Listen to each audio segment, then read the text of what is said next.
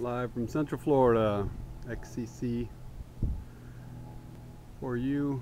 Just put this air furnace together. All it does is enter in the bottom and exit at the top. I have no baffles inside. See how this works without them. Get temporarily propped up against the house. Ducted into the bottom, cold air. Exit the top. I got a snap switch. Can't see it, but I got a snap switch up there. It comes on when it gets 120 degrees, or excuse me, 110. Cuts out when it gets to 90. And then for a trip to the inside,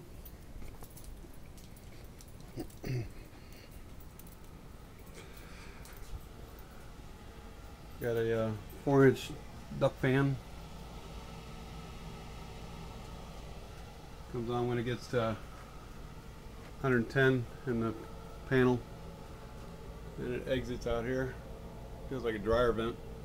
121 degrees in the air furnace, solar furnace, and the room temperature started out at 66 degrees in here.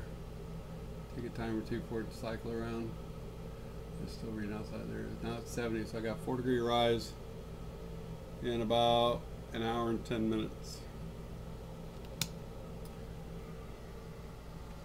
So I still got some touch up to do. Put some vents on this stuff and straighten up the wiring. But not too bad for a day's work.